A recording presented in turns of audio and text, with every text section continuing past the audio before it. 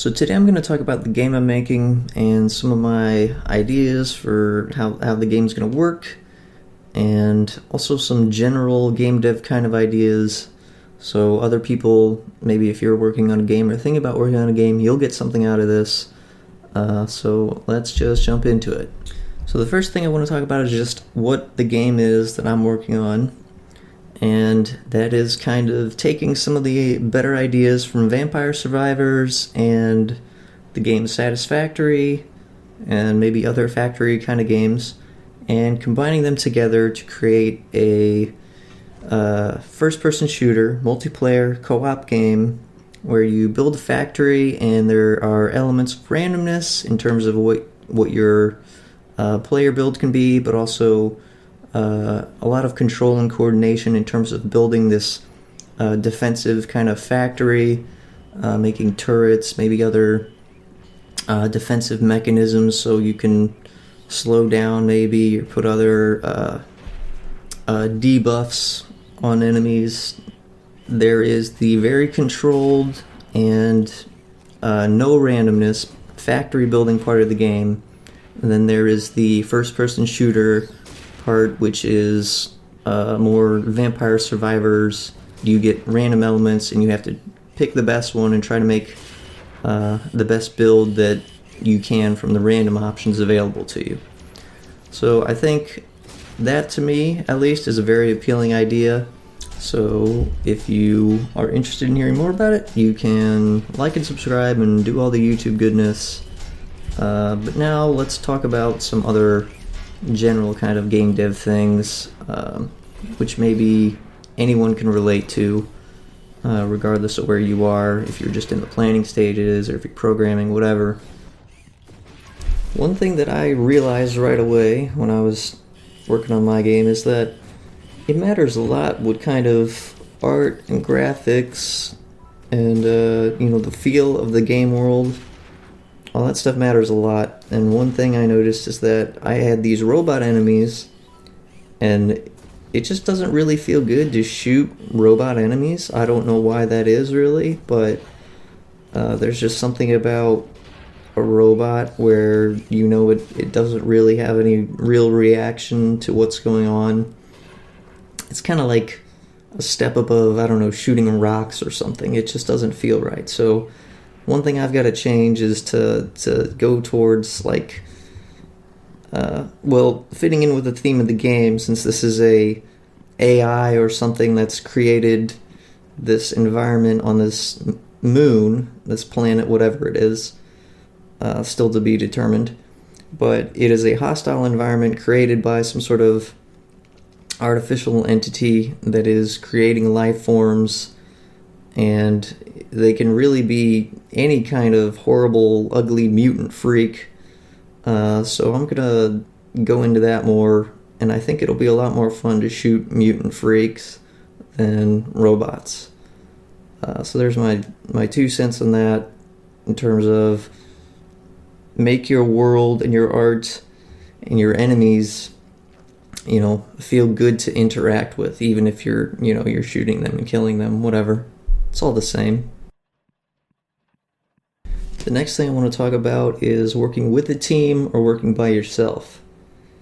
And I see a lot of people, on the internet, they're looking for teams, they're looking for programmers, artists, whatever.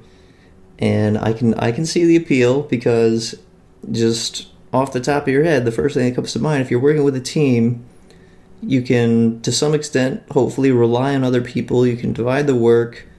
You can maybe come up with better plans. 2 heads are better than one, that kind of thing. But I think in reality, most of those teams are not going to find success, because you're probably doing either hobby or rev share. And either way, that sucks, because if this is something you're not really serious about, then you might just leave the team. You might just leave the project and stop caring about it because other things come up. Maybe somebody goes all in on the project for a little while and then they take off and they leave. So I think really your best option is to just do it by yourself and figure everything out for yourself. And I know that's probably hard to hear because people want to just do the programming or just do the art and try to find other people who can handle the parts that they don't like or they don't understand, they don't know that part. But I think you're really gonna find it a struggle to find someone else to, rev share a project with you, because they're going to be interested for a little while and they're going to lose interest.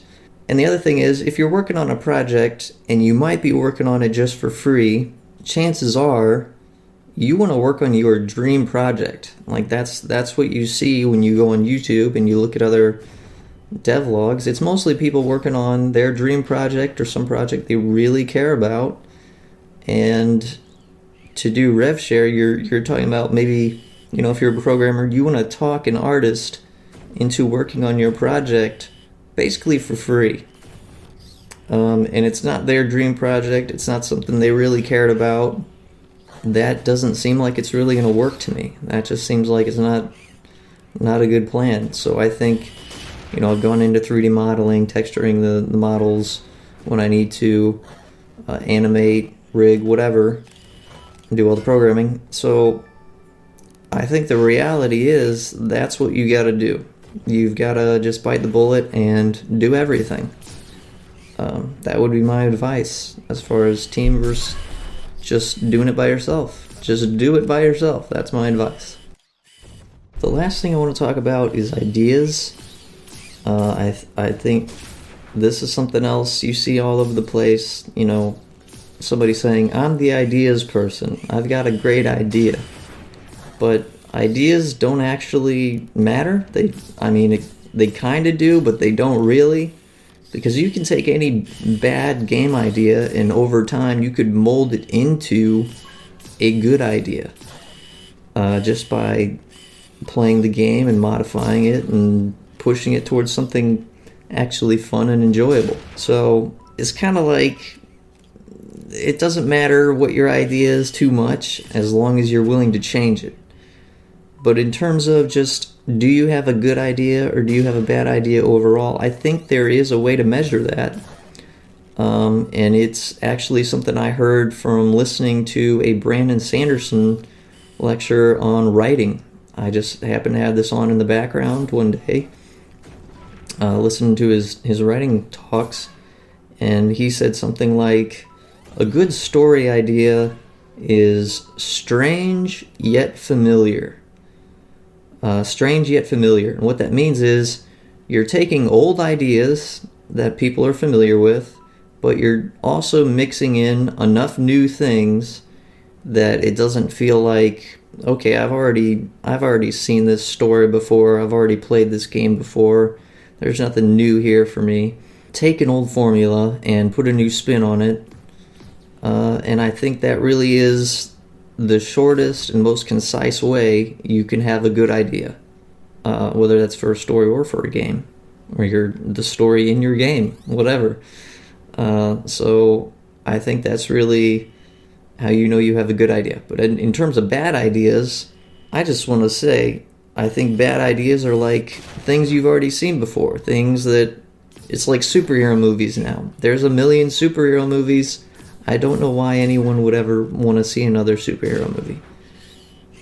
It's time to do something new, and that's exactly how I feel about the game situation too. You just got to do something new. Just not so new that it's totally foreign and people have no way to get into it. They have no entry point through the familiar. So find that balance, and I think you'll have a good idea. But again, ideas also don't matter that much, because you could take a bad idea. The most common game type in the world probably is the 2D platformer. And even then, you could take a 2D platformer and you could turn it into something that's fresh feeling and interesting if you had the right art style, the right gameplay, the right twist on it. Balance your new ideas with your old ideas. Strange yet familiar. So that's it for this devlog, and next time I will be talking more probably about factory stuff, because that's what I've been working on the most. Building stuff and defenses and turrets, maybe. We'll see. Although by the time I put this video out, maybe I already got the turrets working, but I'm recording the audio ahead of time, so we'll see. Alright, peace.